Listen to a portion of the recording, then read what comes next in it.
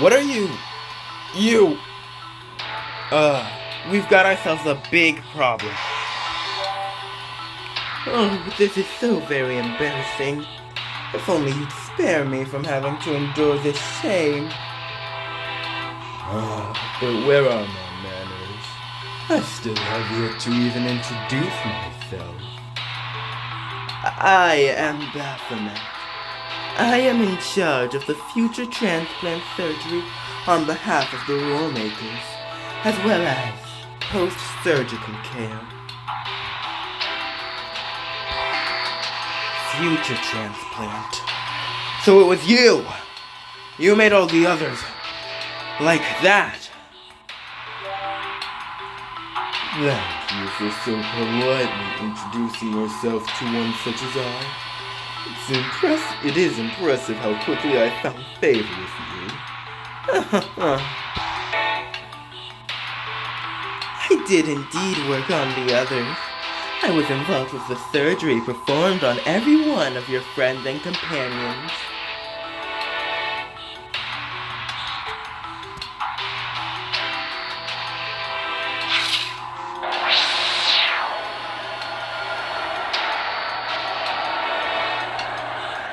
Most of the Tokyoites invited to this future city succumb to a state of despair and confusion once their surgery is complete.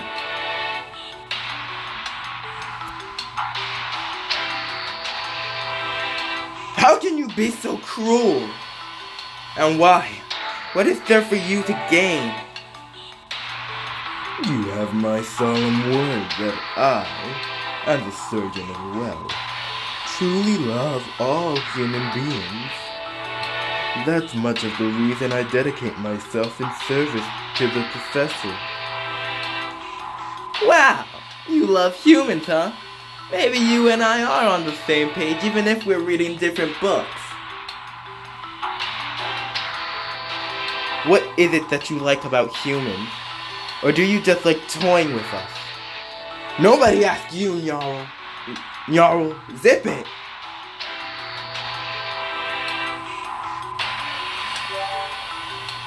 You have my assurance. What I wish is to protect your kind. I have no desire to see even a single human succumb to mortality. It's the same for every one of those Tokyoites. The conclusions they came to were reached by them on their own.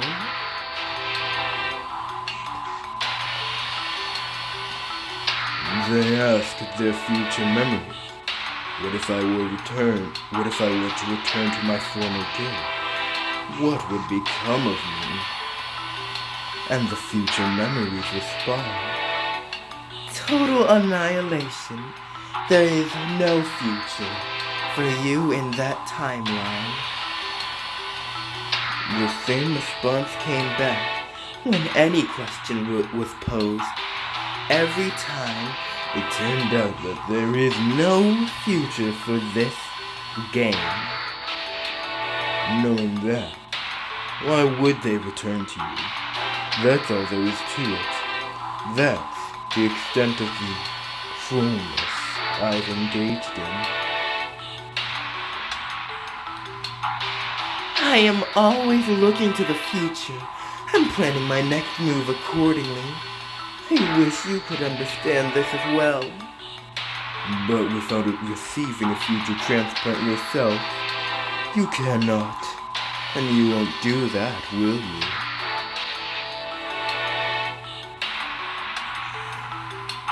Explain everything to me in detail, and I'll consider all my options.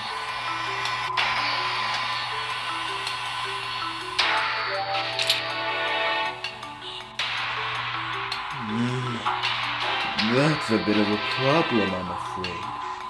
The surgery is such that its merits cannot be understood until after it's been performed. This is 100% suspicious. So am I supposed to just leave things as they are? No. That would be cruel. I'm sure the professor would be saddened as well. Dang it. And so, as embarrassing as this is for me, I feel you've left me no choice but to use force. The sacred artifact hanging from Baphomet's neck begins to shine brightly, directing its light toward the Rulemaker's soldiers.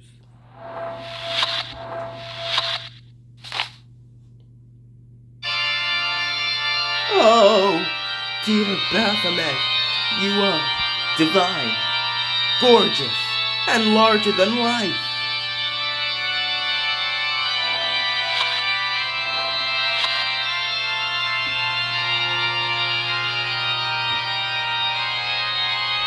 Indeed, as the light grows ever brighter, so too does Baphomet's body grow ever larger, bit by bit, moment upon moment. What in the world? You're enormous. Yes, this truly is embarrassing. Please don't stare.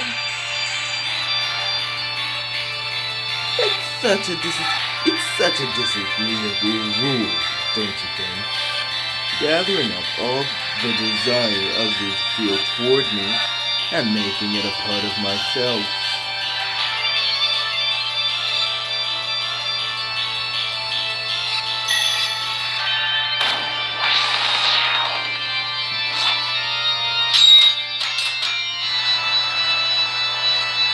Well, it seems Baphomet has used their sacred artifact. Quite the rare occurrence. World Representative Professor Onyankopon mutters in surprise as he uses his 8 arms to skillfully manipulate the threads stretched out all around him. Their rule permits them to manipulate the faith others show toward them. If the crowd of onlookers sees them as a god, then a god they shall be. Much like my own way, it can feel a bit much. Why is he blushing?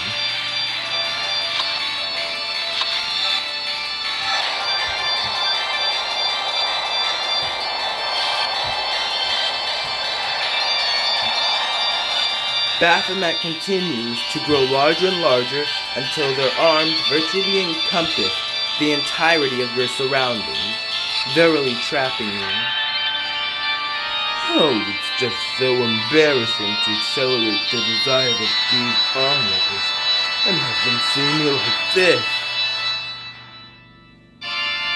Say what? Ain't that a kick in the teeth? If using your rule makes you feel that bad, then why not just call it quits? I would if I could, but I have little choice at the moment. It's the only recourse I truly have. I don't know how to live without it.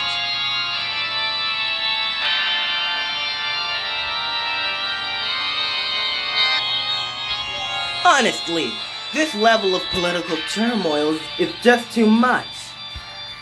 Masashi Shinbei Inoue and company have returned to the Future City's Information Control Room to regroup, and Masashi is none too pleased to see Baphomet unilaterally rallying the troops out on the field. He's in no position, however, to denigrate Baphomet, given the latter's service as an adherent to Onyankopon, as everything Masashi does now is on behalf of Michael and Amaterasu. At present, the Rulemaker's top brass are split into 2 factions.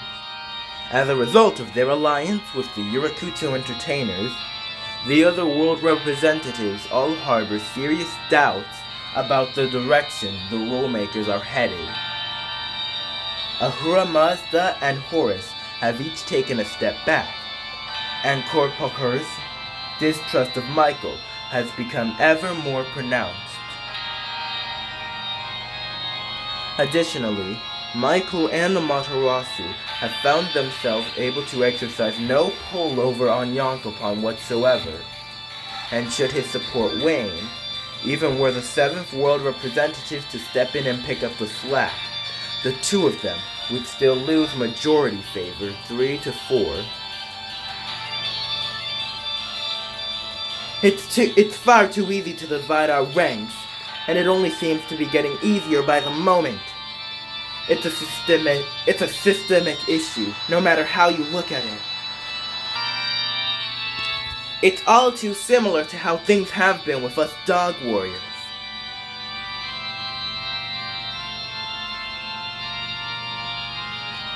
The 8 dog warriors are 8 spiritual beings born of a mother and father not strictly related to them by blood. And the pup who calls himself Shinbei Inoue remembers well how this all began, for he boasts the divine protection of a superior being. He is able to determine where the present lies and keep his feet firmly planted thereupon, no matter what memories he may dredge up. Each of these 8 souls fights their own battles within this long-standing and expansive blood feud, exactly as this game in Tokyo has always intended for them to do. Whatever the majority comes to believe, that shall be the definitive truth. That's perhaps the most egregious part of this game.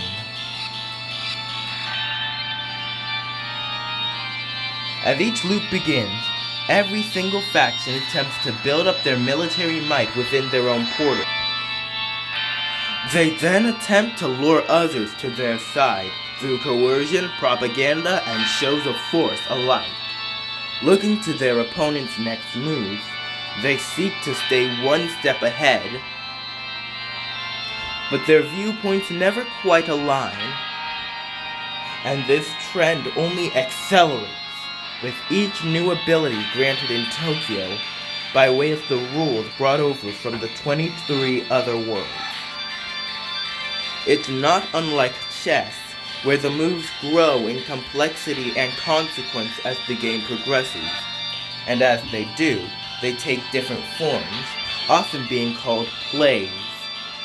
It becomes harder and harder over time to predict an opponent's next play. One begins to long for the slower start of the match, when the moves were simpler and more limited in scope. It eventually gets to a point when one begins to question why they're even bothering to make any move at all.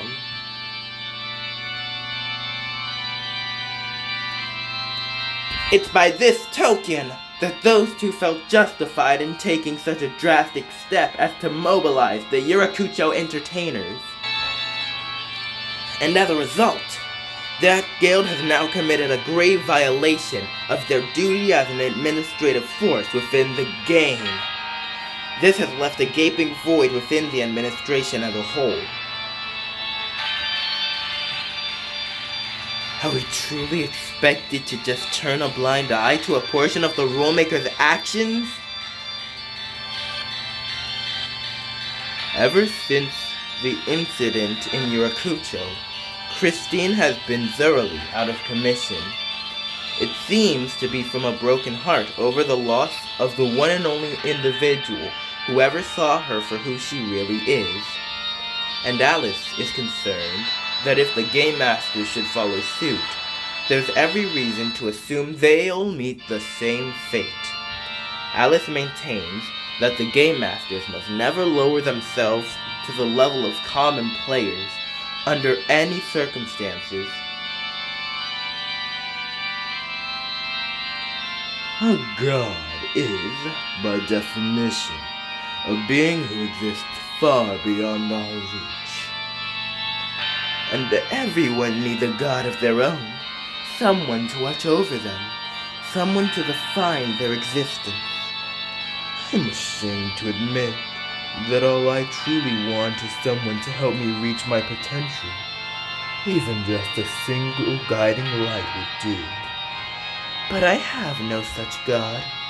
Therefore, what remains is for me to create one. Yet in order to do that, I must give myself to the rule-makers. Baphomet extends their giant hand, single-mindedly stretching it out toward one person in particular. Huh? Whoa!